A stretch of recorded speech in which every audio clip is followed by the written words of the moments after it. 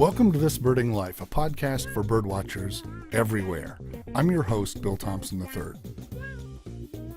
This Birding Life comes to you from the friendly confines at Bird Watchers Digest, and we want to congratulate BWD on 40 years of publishing great content for birders. Get a taste of what we have to offer at birdwatchersdigest.com. We'd like to thank our sponsors for This Birding Life, Carl Zeiss Sports Optics. They make the amazing Victory SF binocular and the stunning Harpia spotting scope. You can join the Zeiss community of birders at facebook.com/ZeissBirding. Red Start Birding offers optics gear and expertise to birders and nature lovers, plus unbeatable customer service. Give Red Start a try at redstartbirding.com. Finally, the American Birding Expo is your opportunity to experience the world of birding in one place. This September 21 to 23, 2018, in Oaks, Pennsylvania, just outside of Philadelphia. More than 120 exhibitors from all over the world will be there. Learn more at birdingexpo.com. Now let's get on to our episode. This is episode 79, Meet the California Young Birders. In February, I was a speaker and guide at the San Diego Bird Fest in Southern California, and while there, I met lots of great birders and made a lot of new friends, saw some old buddies, but my most memorable encounter was with a young woman named Elisa Yang. Elisa approached me after my evening keynote talk and introduced herself. She invited me to come to a presentation she was making on the California Young Birders. I found out subsequently that Elisa was the founder of this California Young Birders and the main driving force. Now, I'm an enthusiastic supporter of young birders and of efforts to attract more young people to our wonderful hobby, so there's no way I was going to miss this presentation. Afterwards, I sat down with Elisa and three of her fellow California Young Birder members to ask them about their club's formation, how they got connected, and what their plans were for the future. Here's my conversation with Elisa, BJ, Cayenne, and Ryan of the California Young Birders. Hi, my name is Elisa Yang, and I'm 17. I'm the president and founder of California Young Birders Club, and I've been doing this for 4 years. Awesome. I'm BJ Dooley. I'm 16, and I'm just a member, and I've been a member for about a year now. All right. Hi, I'm Ryan Andrews. I've been involved since the founding, so 4 years. I don't really have an official role, but I'm kind of behind the scenes. I help with everything, plan field trips, Nice. kind of locations, that sort of thing. Okay. I'm Cayenne Sweeney. I'm 15 years old, and I'm the vice president and editor of the California Young Birders Club. And what you guys have a publication that you do. What is that? Yeah, so it's called The Wrong-Eared Owl, and it's a newsletter that's designed, edited, and everything is done by young birders. Mm-hmm. So it's pretty cool. Every issue we feature 3 young birders we think either have something really spectacular going on, like photography, art, writing, you name it. And I'm the content editor and the designer. Cayenne is the copy editor, and the rest is other young birders who have fabulous work. And why do you call it the wrong-eared owl? So this is there's no special story behind the name. I just thought it was a really good pun. I stole it from, I think it was Kimball Garrett a few years ago at the WFO Sound Challenge. We had teams, and his team name was the Wrong-Eared Owl. And I was like, haha, that's so funny. I'm going to steal it from my newsletter name. So. Well, we're here at the San Diego Bird Festival, and you guys had a little meeting this afternoon to kind of promote and get the word out with what you're doing. What's it like being a young birder? I was fascinated with what you said earlier about young birders using technology and stuff like that. What are some of the challenges that you're facing right now? So a lot of challenges with young birders. I personally think that there's not a lot of us around for one, but I know that's always sort of been the case. I mean, birding hasn't really been a popular hobby among teenagers for the last century. But actually, I think it's been getting easier for young birders in that we have more chances to use technology to connect. For example, California Young Birders Club, we started using a Flickr group and a Yahoo group, and I scraped together most of the members through the internet. I definitely would have not met all these amazing people if it weren't for social media or the internet or the Flickr group. And I think maybe something I've heard a few young birders sort of express concern about is, I mean, our environment isn't exactly going great right now, and it's only going to go worse. And a lot of us sort of have concerns for what the future is going to be like if we have kids. Like, what kind of world are they going to grow up in? Are they going to have like the full birding experience like we did? And that's kind of, especially with like recent politics, it's something I've heard like a lot of young birders sort of express concern about. And do you think, Cayenne, that, I noticed you expressed a little bit of this, you grew up in a kind of unique setting, and do you think your environment contributed to your interest in birds? Definitely. Up there's a lot of birders, and birding is one of those hobbies because there's not much up there and not much to do. And where is up there? Describe where you grew up. I grew up in Crescent City, which is at the border to Oregon, and it's in the Redwood National Park, and it's a little tiny town along the beach, the South Beach coast, and it's where the redwoods kind of seep into the sea, and it's beautiful up there. And so there's a lot of birds up there, and it's underbirded, but the people that do live there get to see some pretty great birds. Yeah. And so you feel like that environment kind of was fertile ground for you to become a birder? Yeah, totally. Mm-hmm. Okay. And how about you? Did you guys have all lived elsewhere and then come to California, or have you grown up here? I grew up here, Okay. so I grew up. All 17 years of my life have been in Orange County, California, which happens to be a great place for birding. I know we're surrounded by two massive counties that have huge county lists, but we're tiny and we still manage to get a lot of rarities, a lot of species. So I grew up in the oak forest and the chaparral, and to be honest, Orange County is more of a suburban area. There's not a whole lot of habitat. I really have to give credit to my father. So he's always been really into nature, and when I was younger, he took me on a lot of hiking trails. He took me camping a lot, out on boats and everything. We went fishing. I just kind of had a nature lifestyle, even though I grew up in the suburbs, which was really nice. And that's sort of how I got introduced to nature, and birds was my family, the first ones to introduce it to me. That's cool. Now, you talked about getting a feeder at one point as being a spark moment for you. Can you describe what happened there? Yeah, so my family went to White Elephant Gift Exchange. You know, you're trying to get the best gift or whatever, and we came back with a bird feeder. We were like, well, it's a bird feeder. Like, we put it away in our basement for, I mean, it was probably a good 2 years. Right. And then finally, I was going to sort of a, like, youth program that the Missouri Conservation Department puts on, and they, like, were like, hey, you should put up a bird feeder. We're like, oh, well, we have one that we got at a White Elephant Gift Exchange. Like, we should probably put it up. And then I kind of just started counting the birds, and then just really never stopped. It kind of just started seeing all these different things, and just was like, wow, it's a whole new world, basically. And you mentioned that there was a bird that showed up at the feeder that got you really fired up that you remember. Yeah, it was the red-breasted nuthatch. Still probably my favorite bird. That was really exciting. I still remember I was so stoked, like running around the house like, come look, there's this bird at our feeder right now. It was really exciting. That was awesome. Now, BJ, you said, what was the bird that sparked you? Say's Phoebe. Okay. I saw it in my backyard one day, and I didn't know what it was at first, but my great-grandfather had given me this giant encyclopedia. It was called the Encyclopedia of Birds. It was published in the 90s, and anyway, I studied the Say's Phoebe for a second, and came inside and identified it, and I was like, huh, this looks like a fun hobby. So then after that, I found some old binoculars, and then bought a more up-to-date field guide, and just went from there. Nice. Now, you guys do field trips, right? What's a typical field trip like for the California Young Birders?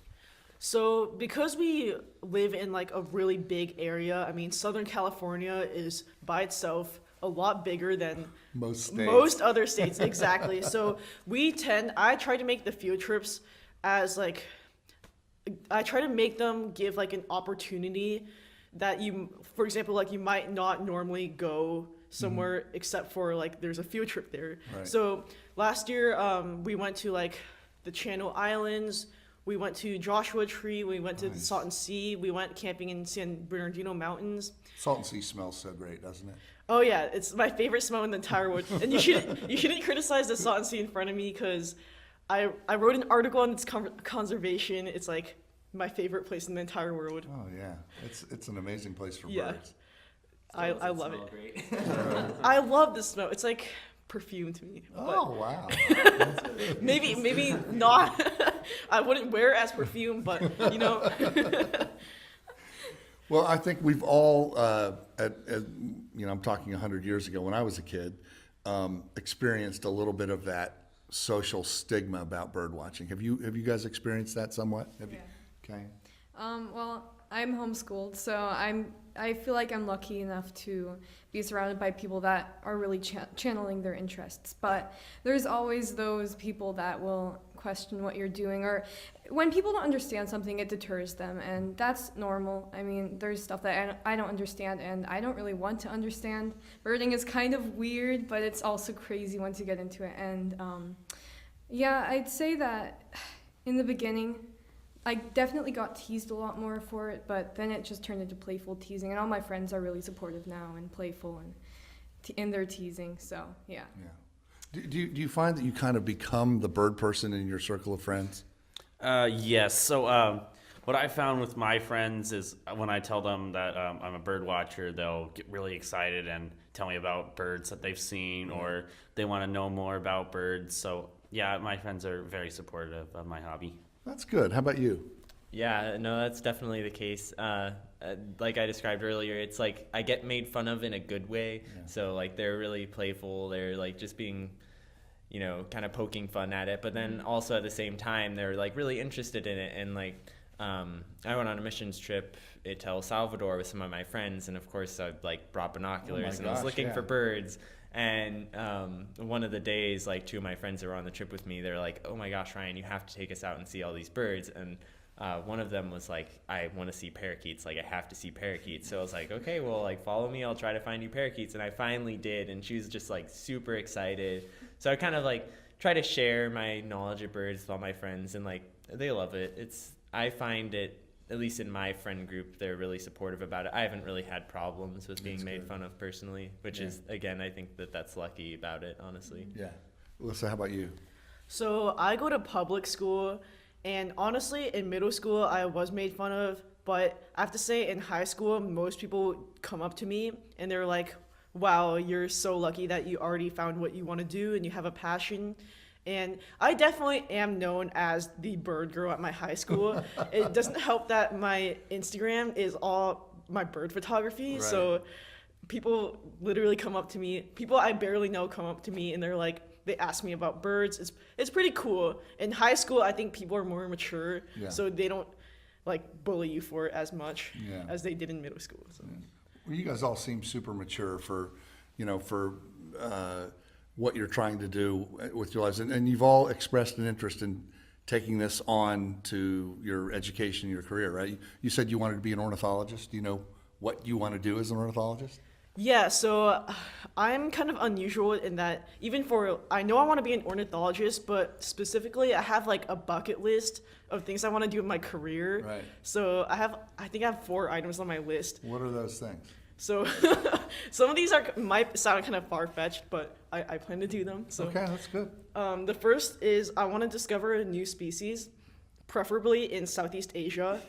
I've like planned this out. I've like been studying taxidermy for a year, and I've been like researching like locations with Phil Unit on like where to find new species. And second, I want to produce a film of some sort because I'm extremely into bird photography, and also wildlife film has been like a passion of mine for a while. So I want to like make a documentary that like moves people or like inspires people to do some like conservation action. And then my third thing is I want to write a book that my favorite 2 authors right now are Julie Zickfuss, who and David Haskell. And I want to write a book like them that sort of changes your perspective on things.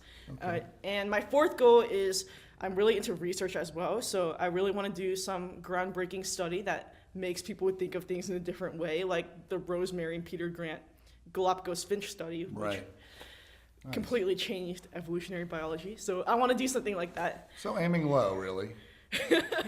Well, it's an ambitious list, but you know, you gotta strive high. You Right. can't strive low. That's right. That's right. No, that's great. That's admirable. BJ, what about you? Do you want to carry on birding into the future? Yes, I do also want to be an ornithologist to do it as my career, and I kind of have a bucket list thing as well. Yeah? What are some of those things? So one of my things is to write a field guide Right. and use my own photos and also Totally doable. yep, and I also want to travel more to tropical areas and get like 2,000 bird species and stuff like that, Okay. and just mainly study like bird behavior and stuff. Maybe discover new species, something like that. Well, so we got 2 new species so far. That, you know, I think it's cool. One thing you were mentioning earlier, and I think this is going to propel you on your bucket list, is the use of technology. So you have such an advantage in not only the connectivity that things like social media give you, but also all the technology. Like, look at what's happened with phones and cameras. Anybody want to speak to that and talk about how that's leveraged? Yeah? So I went to the Cornell Young Birders event this summer, Oh, and right, one yeah. thing they talked about continuously was eBird.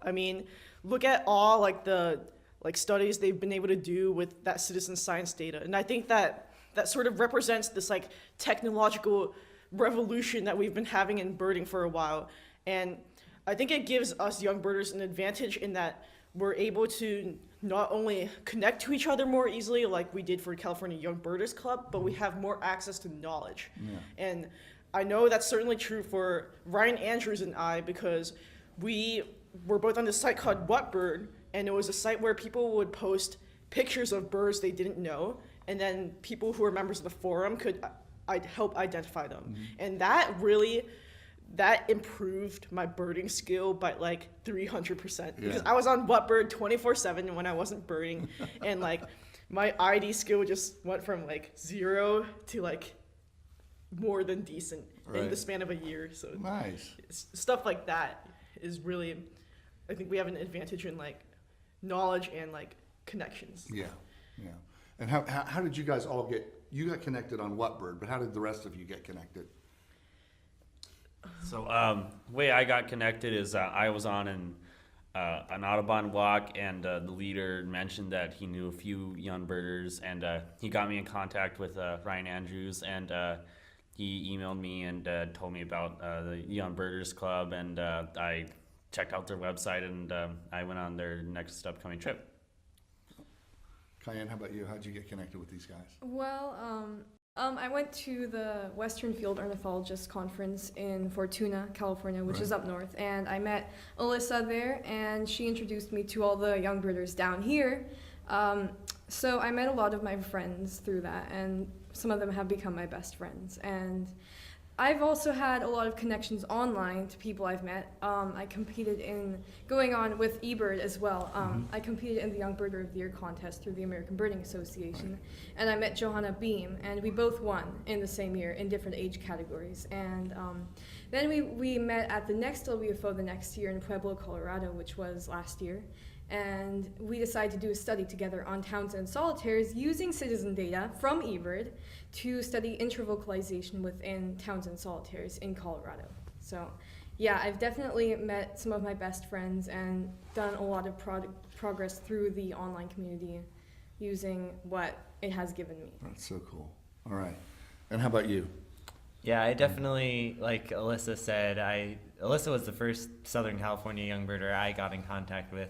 And I still remember, I even remember what she titled the message she sent me. It said, "Let's go birding." And it was like, then the first line of it was like, "Please read this," or something, because she knew that I wasn't like, I was a lot more introverted then, and I didn't like people, basically. Right. Or pants. You didn't like pants either. Yeah, no, I don't. I still don't like pants. That hasn't changed.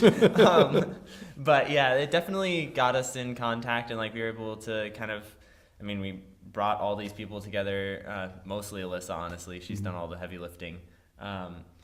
But I've met a lot of other young birders online. What Bird was huge in that. We had a like really good young birder community, and then that's kind of moved over to a group chat, and we still kind of have that. And so whenever I'm like traveling and I go somewhere where I know there's a young birder, we try to meet up, or I've guided lots of young birders in the San Diego and Southern California area that come to visit. Yeah.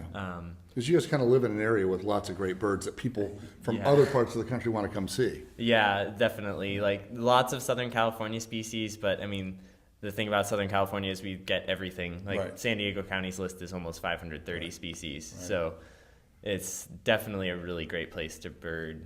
So we were a little bit ago. There was a young mom in here with a young 2-year-old son, and she was asking for advice on how do you get your kid interested without pushing it too hard. And what would you say? Because you guys are just kind of have come out of the chute as birders. What, do you agree that that's osmosis is better than force feeding? Yeah, I definitely agree with that. I think that for me, as soon as I kind of started to get a little bit of an interest, my parents were super supportive, but they never like forced me to do anything, which I think is huge in that. Because if you force someone to do something, they're gonna hate it. Like even if it's something that's fun, like birding is, that's really cool. If you're making someone to do it, like they don't want to do it. So. Yeah, for me, it was just having like a really good supportive parents who kind of encouraged me to follow my passion. Right. So the thing that really my parents pushed me with was we did a lot of camping, so there was that nature connection that I always had, and my dad likes to fish and stuff, so I'll go with him and do that. But yeah, just if you have a nature connection, birds usually follows along with it. Yeah, it does. Easily, doesn't it? Yeah. So I actually am a first-hand witness to two father-son, like, birder couples, sort of. And you are absolutely right that you cannot force birding onto your children, because the first couple I know, I'm gonna be purposely extremely vague because I don't want to, feel like I'm calling out anyone. Sure. But no lawsuits. We don't want any lawsuits. Exactly. The parent, I guess you could say, really tried to force their kid into it, and they really pushed like her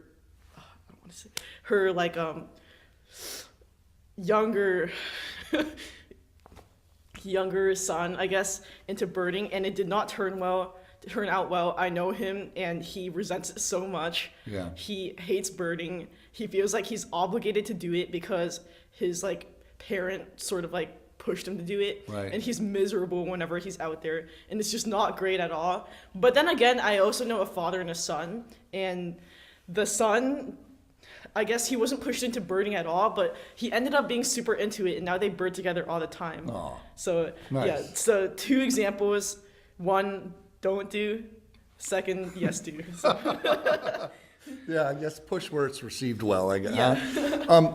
So if people who are listening to this podcast want to get in touch with you guys as a young birder, or to maybe support your group, or just learn more about it, how would they get a hold of you?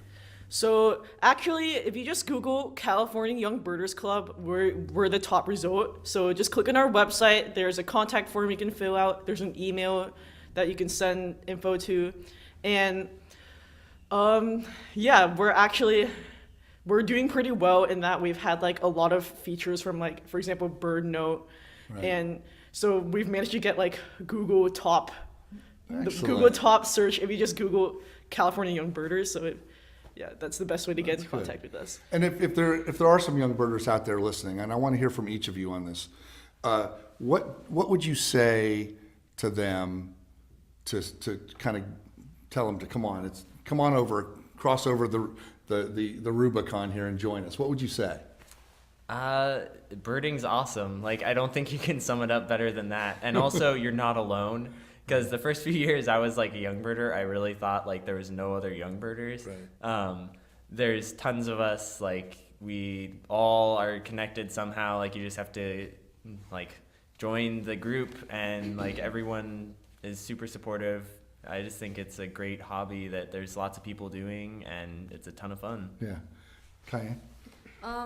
I feel like the best way is just if you have an interest in something like birding, it's really important to express that passion, because that will carry and other people will see that. And you're not only going to draw people that are similar and have similar interests, but you're also going to draw people that want to maybe learn more about birds or study that, or you might inspire an entire new community to do something along your lines or pull people into this. So it's really important to reach out, but also stand out and just, I don't know, keep doing your passion and share that. That's good stuff. Elisa? Okay, so my advice is to take action. There will always be people who sort of talk you down or say you can't do this or do that, but one person makes all the difference. So you can do anything. If you want to start a young birders club, you can do it. If you want to start a newsletter, you can do it. Just persevere, and you can make a bigger difference than you think. Awesome. BJ? So, yeah, kind of like what's been said. Don't be afraid. Stand out, and yeah, I did that for a while. I was the only young birder in my area, and I just stood alone and did my hobby, and people were supportive of it. And so that's my best advice: just do what you love. That's cool. Well, I can say, somebody who's been to a lot of birding festivals, a lot of bird club meetings for literally 40 years, it's really charming to see smart, well-spoken, well-rounded young people taking the initiative and doing this. Because you heard me in my talk the other night. You look around a room, and I've given hundreds and hundreds and hundreds of talks. It's almost all gray heads, and nothing wrong with that. But you can't just have old trees in the forest. You have to have some new saplings coming up to keep a healthy forest. So it's wonderful to see you guys, and I want to congratulate you for what you're doing. It gives me a lot of hope for the future. Thank you so much. Thank you. Thank you. Thanks, guys. What a great group of young people. Special thanks to Elisa, BJ, Ryan, and Cayenne for chatting with me. We wish the California Young Birders many years of a healthy, growing club and of lots of birds to watch. To learn more about the California Young Birders or to donate to the club, Google California Young Birders and you'll find their site. And now a shout out to our sponsors. If you're not reading Birdwatchers Digest, you're probably suffering from birding deficit disorder. Symptoms may include not getting enough entertaining content about birds and birdwatching. The cure is at birdwatchersdigest-digital.com. Carl Zeiss Sports Optics makes top flight binoculars and scopes for birding. Join the Zeiss community of birders at facebook.com/ZeissBirding. At Red Start Birding, we look forward to changing the way you see the natural world.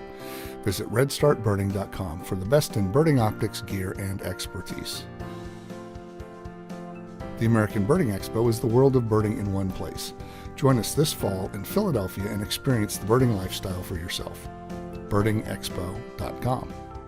That's it for this episode, folks. Subscribe to the RSS feed if you haven't already, so you won't miss a single monthly episode.